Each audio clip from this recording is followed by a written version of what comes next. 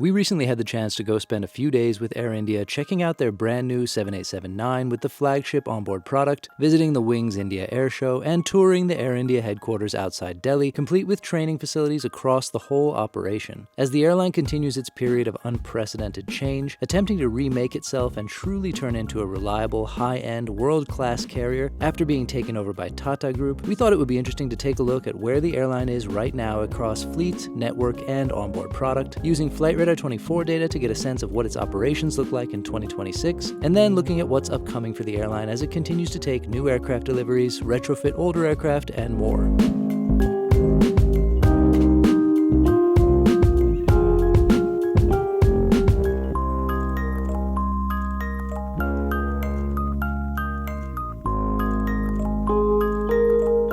Let's begin with the Air India fleet. It's currently made up of 185 aircraft, not including Air India Express, which fit broadly into 4 categories: legacy Air India aircraft with old interiors, legacy aircraft that have been retrofitted to have the latest interiors, newer aircraft with modern cabins that are not the standard Air India cabin, including Vistara aircraft, as well as the A350s taken over from an Aeroflot order that have that airline's hard product with Air India finishes.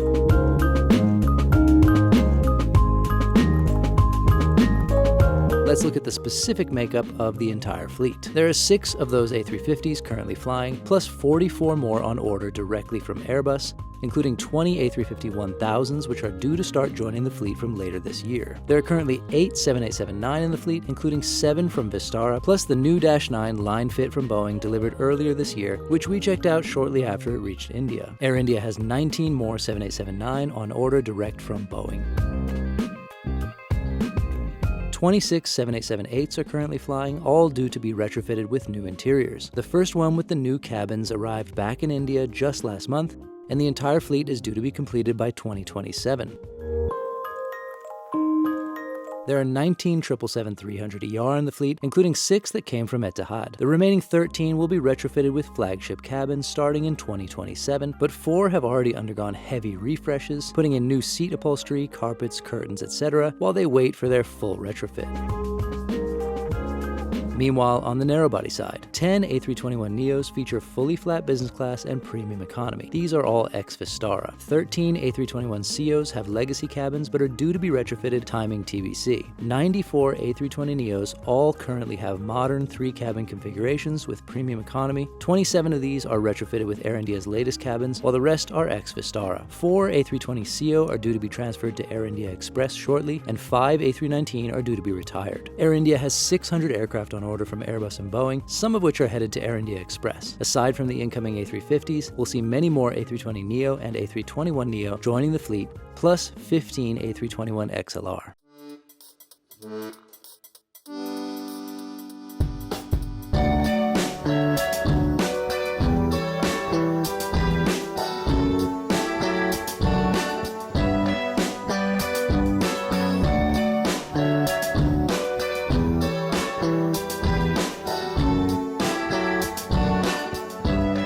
Over on the network and route map side, Air India, as of May 1st this year, flies to 41 points in India and 39 points outside of India, while Air India Express flies to 43 places within India and 17 cities outside.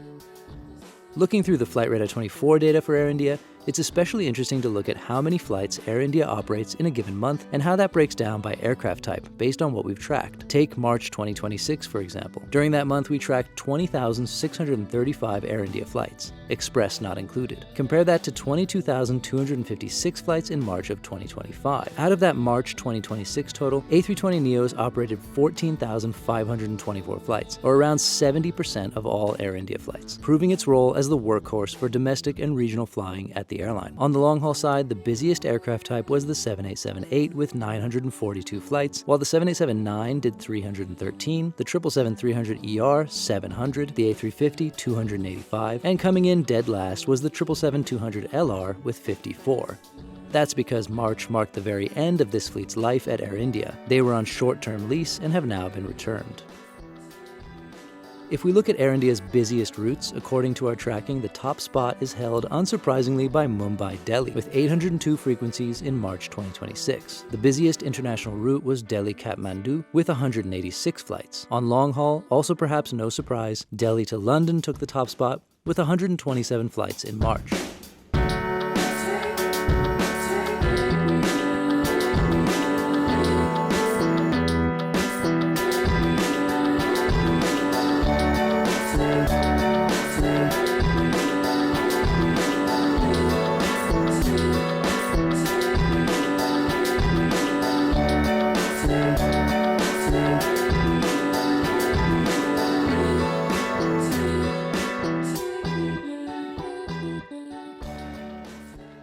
On the ground, this is a year of some exciting developments for Air India as well. We saw the opening of its first new flagship Maharaja Lounge in Delhi this February.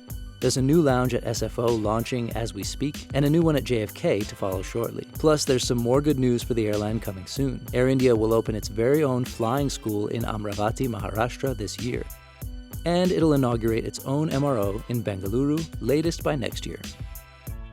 During our visit with Air India, we saw a team that is working really hard to build and improve and create a sustainable operation that will help put some of the negative memories of the airline firmly in the past. It'll be a challenging road, but it's seemingly moving in the right direction, especially with the customer-facing onboard products, which will only keep getting better over the next couple of years. It'll be very interesting to see how the perceptions of the airline may change as all of this gets streamlined and there's an increasingly consistent experience across the airline.